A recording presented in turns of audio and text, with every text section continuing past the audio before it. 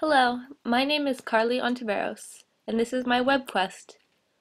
My WebQuest is titled Using Your English.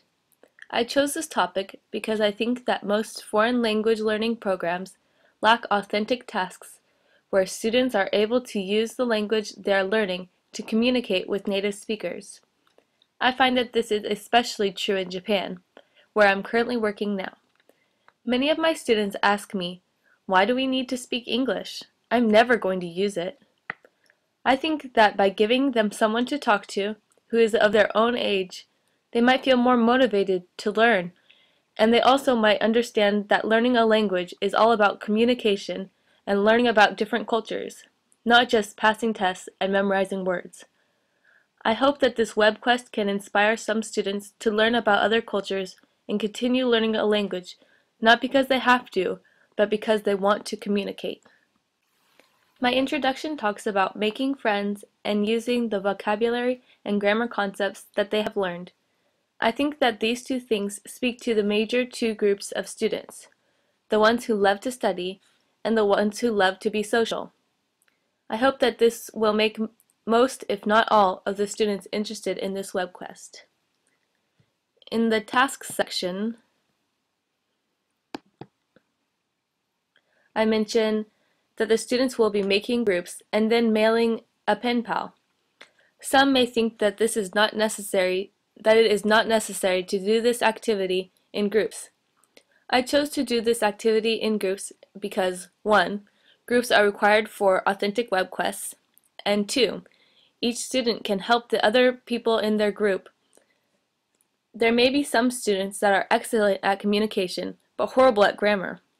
The students who are good at grammar could help the students who struggle with it. Also, just having other people there and going through the same process, I think will help the student feel more confident in writing and presenting their PowerPoint. Next, we will look at the process section. This is a detailed description of the steps that the students will take to find a pen pal, write to them, and then give a presentation about their new friend. First, the students will make groups of 3, then choose an English-speaking country and a state or area that they're interested in. Here's a little graphic that shows some of the English-speaking countries throughout the world. Each person in the group will then choose a research topic and look up information about the country that they have chosen, formulating questions to ask their pen pal as they go. They will then create an account on penpalworld.com and try to find someone who is around their own age from the area that they're researching. After selecting a pen pal, they will write a letter introducing themselves and then ask a few questions that they are researching. They are to continue writing to their friend until all of the questions have been asked. Once they have finished writing to their friend for the WebQuest, I encourage them to keep communicating just as friends in order to practice their English and learn about their friend's culture. Once they are finished with their research, they will make a PowerPoint that will show the similarities and differences between their own country and their new friend's country. They will also present any differences between what they researched and what their friend told them. And finally, they will present anything additional that they found interesting about their pen pal. On the bottom, I have included a video about how to create a PowerPoint for beginners in case the students have never used the program before. Now going back up to the top, let's look at the evaluation. The evaluation is pretty straightforward. I chose to make the 4 main evaluation points: research, communication, presentation, and thoughtfulness. I think that for all 4 points, it would be very difficult to score a 1 and fairly hard to score a 4. Most students will probably be in the 3 range, but the students who wanted to overachieve would be able to score a 4. I think that this allows students to go above and beyond and be recognized for their efforts. Finally, the conclusion. The conclusion includes many open-ended questions to get the students thinking again about what they learned. I mentioned that they could possibly travel to meet their friends someday. I was hoping that this could motivate them to continue talking to their friend and communicating using English. Now let's look at the teachers page. This is a very basic introduction for the teachers page.